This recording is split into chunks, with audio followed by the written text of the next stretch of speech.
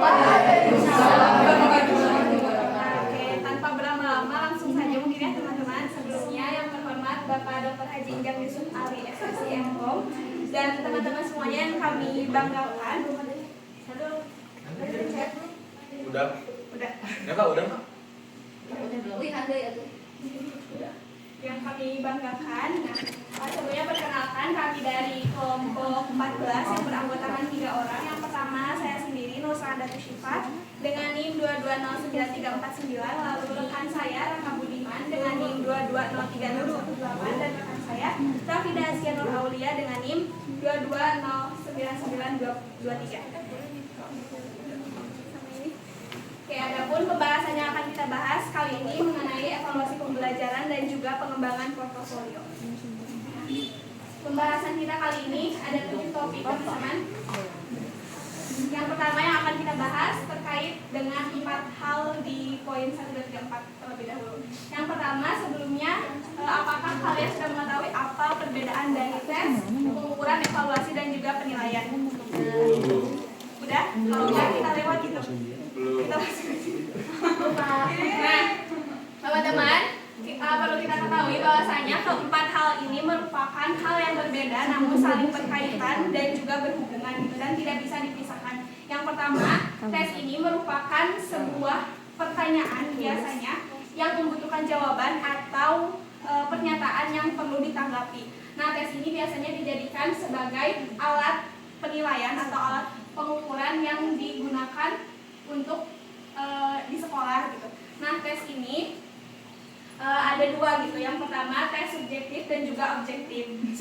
Subjektif ini merupakan penilaian tes yang dijawab oleh peserta didik yang mana berdasarkan pendapat dia gitu, objektif ini. Nah, salah satu contohnya yaitu esai gitu yang biasa kita ketahui. Nah, lalu juga tes objektif seperti pilihan ganda, benar salah atau menjodohkan, atau isian singkat. Nah, objektif dan subjektif ini mungkin berbeda seperti yang kita ketahui gitu ya, bahwasanya esai itu biasanya ditulis oleh kita, dan subjektif ini biasanya sudah disediakan jawaban oleh guru gitu. Nah, yang selanjutnya yaitu pengukuran. Nah, setelah kita melakukan tes, kan misalkan kita nih ngasih pertanyaan gitu ya, misalkan kita ingin mengetahui bagaimana teman-teman di sini mengerti materi yang kita sampaikan hari ini. Nah, kita di akhir akan misalkan memberikan kuis gitu ya kepada teman-teman. Nah, nanti setelah memberikan kuis, kita akan melakukan pengukuran, yaitu pemberian angka atau nilai gitu terhadap tes yang tadi. Nah, pengukuran ini sesuai namanya gitu ya, mengukur kemampuan atau kompetensi ketercapaian tujuan pembelajaran gitu. Next.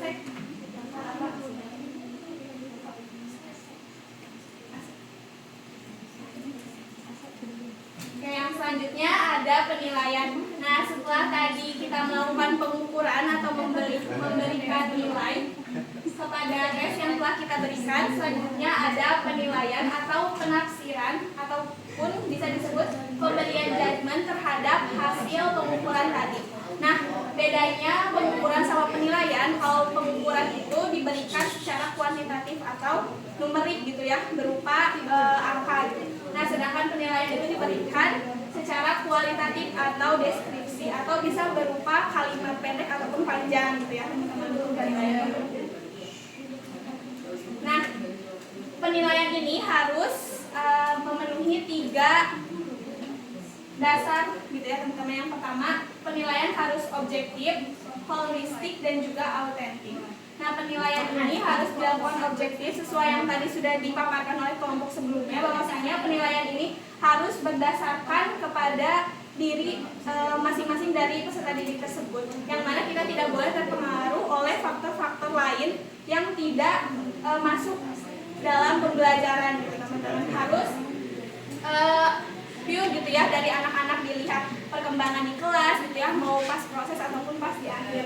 Nah, terus yang holistik, penilaian holistik ini merupakan penilaian yang menyeluruh. Jadi penilaian ini tidak hanya menilai misalkan di akhir gitu ya, melihat di rambut aja atau kayak gimana, tapi penilaian ini harus kepada 3 elemen gitu ya teman-teman. Yang pertama pengetahuan, yang kedua sikap, dan juga keterampilan.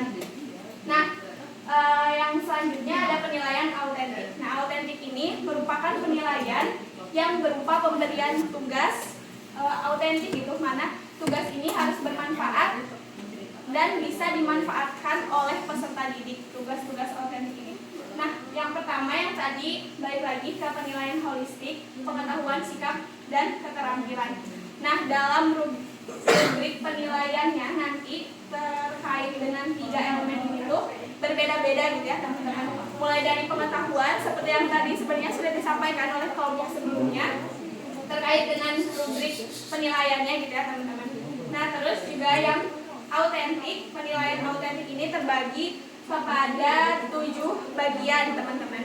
Nah, yang pertama itu ada penilaian proyek, yang kedua penilaian produk, yang ketiga itu penilaian unjuk kerja, terus penilaian diri, yang selanjutnya ada penilaian sikap dan penilaian tertulis.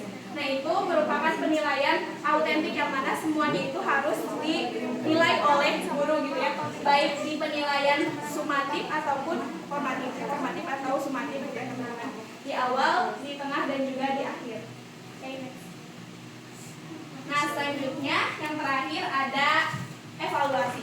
Nah, setelah tadi kita memberikan tes, lalu kita diberikan pengukuran, lalu juga penilaian, yang terakhir kita melakukan evaluasi terhadap proses pembelajaran. Nah, evaluasi ini merupakan pengolahan informasi secara keseluruhan mengenai proses dan hasil belajar siswa gitu ya, yang menjadi dasar nanti dalam menentukan tindak lanjut di akhir, seperti itu teman-teman.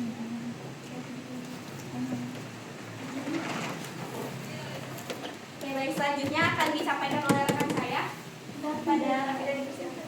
Terima kasih moderator. Di sini saya akan menjelaskan tujuan evaluasi. Nah, menurut Cipiden, beliau mengemukakan bahwa tujuan penilaian atau evaluasi itu ada 4. Yang pertama ada keeping track, checking up, finding out, sama summing up. Nah, yang keeping track itu yaitu untuk menelusuri dan melacak proses belajar peserta didik sesuai dengan rencana pelaksanaan pembelajaran yang telah ditentukan.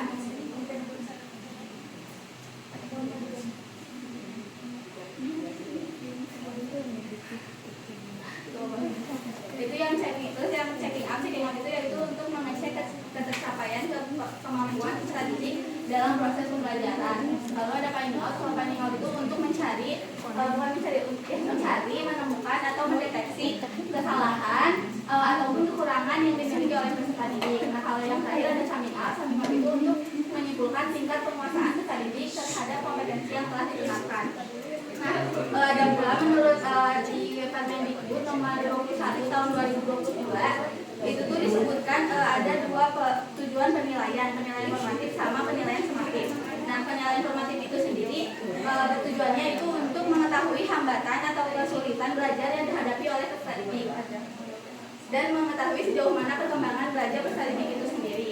Lalu yang untuk penilaian sumatif di Permendikbud itu bertujuan untuk menilai pencapaian hasil belajar yang nantinya itu tuh dijadikan sebagai ketentuan kelulusan peserta didik. Nah, dari kedua pendapat ini, dari Permendikbud sama dari sini itu tuh dua-duanya itu sama, mirip-mirip gitu. Yang tujuan penilaian formatif itu mirip sama yang keeping track, checking up, sama finding out. Kalau yang penilaian sumatif itu mirip sama yang summing up. Ada prinsip evaluasi. Ini sebenarnya tadi udah dijelasin juga ya sama kelompok sebelumnya. Cuman kelompok sebelumnya itu kalau nggak salah itu diambil dari yang Permendikbud yang kurikulum 2013. Nah, kalau ini saya ngambilnya dari menurut Arifin dari buku evaluasi pembelajaran. Nah, menurut Arifin itu prinsip evaluasi itu ada 5. Yang pertama kontinuitas atau berkelanjutan, yang kedua komprehensif atau menyeluruh, yang ketiga ada adil dan objektif, yang keempat kooperatif, yang kelima praktis. Nah, yang kontinuitas ini maksudnya evaluasi tidak boleh dilakukan secara insidental karena pembelajaran itu sendiri adalah proses yang berkelanjutan. Nah, nanti si hasil evaluasinya itu pas sudah diperoleh itu harus harus berkesinambungan gitu antara evaluasi yang hari ini sama evaluasi yang selanjutnya ataupun evaluasi yang sebelumnya.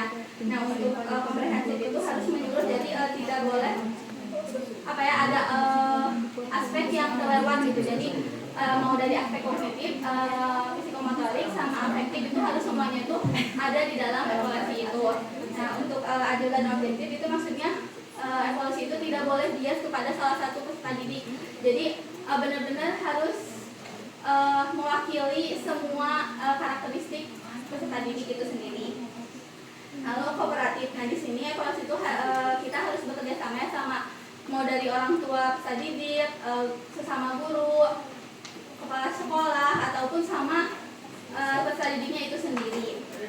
Lalu yang kelima ada praktis. Nah, praktis ini artinya evaluasi itu harus mudah gitu. Jadi baik mudah bagi peserta didik yang mengerjakan ataupun bagi kita yang membuatnya. Nah, kalau di Permendikbud nomor 21 tahun 2022 prinsip penilaian itu ditetapkan itu harus secara berkeadilan, objektif dan edukatif. Nah, penilaian hasil belajar itu yang berkeadilan itu maksudnya penilaian tidak bias oleh latar belakang, identitas ataupun kebutuhan khusus peserta didik. Nah, kalau secara objektif itu maksudnya didasarkan dengan informasi faktual. Jadi informasinya harus benar-benar fakta, gak boleh dimanipulasi atau diubah.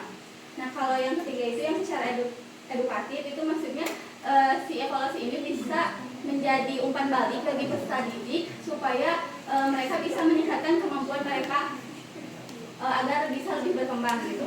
Nah, dari seperti yang tujuan tadi, prinsip pun dari semuanya, dari Permendikbud ataupun dari pendapat yang lain itu tuh semuanya mirip-mirip semuanya, yang dimana si prinsipnya itu harus sepakat bahwa penilaian harus dilakukan dengan cara yang adil tanpa memihak pada latar belakang peserta didik serta berdasarkan pada data dan informasi yang faktual. Selain itu, hasil penilaian juga harus berfungsi sebagai umpan balik bagi peserta didik ataupun bagi pendidik.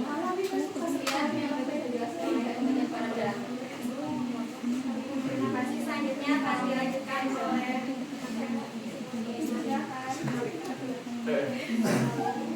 untuk yang selanjutnya yaitu portofolio. Mungkin kalian juga sudah tahu istilah atau arti dari portofolio itu. Soalnya tadi sudah disinggung juga dari kelompok sebelumnya bahwasanya portofolio itu adalah kumpulan dokumen yang berisikan tugas, karya atau proyek dari siswa dan disimpan dalam satu dokumen. Nah, dari mana perkembangannya? Seiring perkembangan teknologi di zaman sekarang tentunya memberikan dampak terutama di bidang pendidikan. Nah, tentunya di portofolio ini juga yaitu menjadi elektronik portofolio. Nah, kemudian dari metode juga ini hanya sebagai contoh. Sebenarnya seluruh metode pun bisa menerapkan pembelajaran berbasis portofolio. Ini hanya sebagai contoh. Contohnya pada metode inquiry. Jadi metode ini tuh berfokus pada pengembangan kompetensi berpikir kritis siswa. Pengajar memberikan pertanyaan yang mendorong siswa untuk mencari jawaban.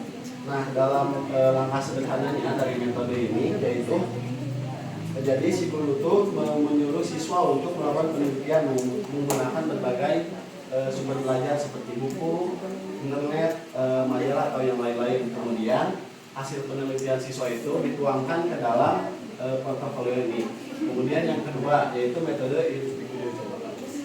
e-learning. Metode e-learning ini tentunya banyak menggunakan teknologi informasi dan komunikasi. Sebenarnya tidak jauh berbeda dengan metode inquiry, tapi ini yang lebih menonjolnya itu penggunaan elektroniknya. Terus dilanjut kepada prinsip dasar pembelajaran berbasis portofolio.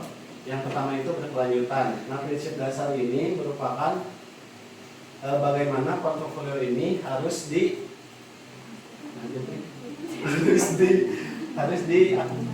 dikembangkan. Yang pertama itu berkelanjutan. Artinya portofolio ini dibikin penilaian itu harus berkelanjutan, yang dimana kan seperti yang Yang saya tahu kalau portofolio ini dibikin satu semester sekali.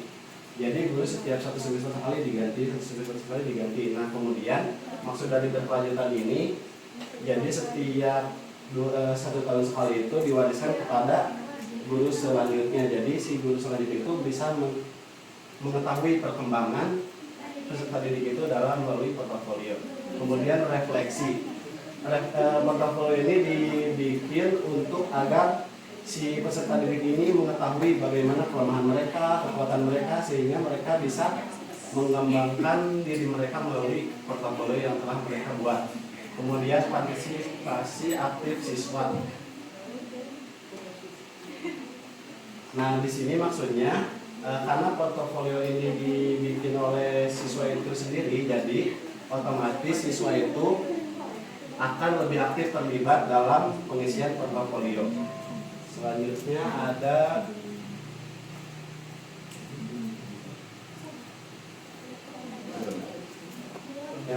ada manfaat penggunaan portofolio. Sebenarnya tidak jauh berbeda dengan portofolio yang konvensional, tapi ini bentuknya elektronik. Yang pertama yaitu peningkatan partisipasi. Tentunya dalam penggunaan portofolio ini, si peserta didik akan lebih dilibatkan dalam proses penilaian, terutama dalam portofolio. Kemudian yang kedua yaitu pengembangan refleksi.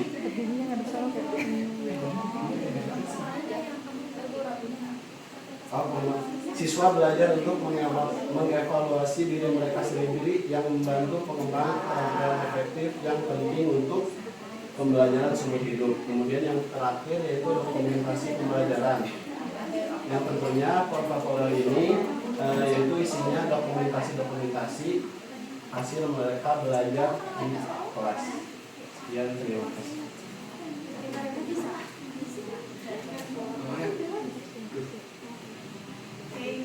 Baik, mungkin sekian yang dapat kami sampaikan. Terakhir, apakah ada yang ingin ditanyakan terlebih dahulu dari teman-teman? Cukup. Tidak ada, alhamdulillah. Tidak ada. Cukup. Oke, alhamdulillah. Online lagi Boleh. Oke, harus ada minimal 3.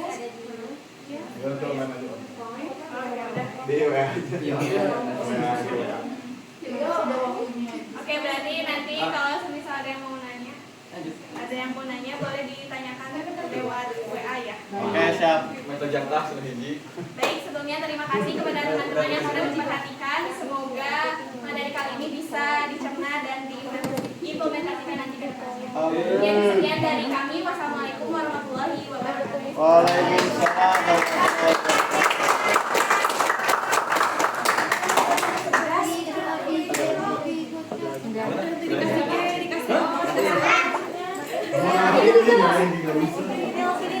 Matiin.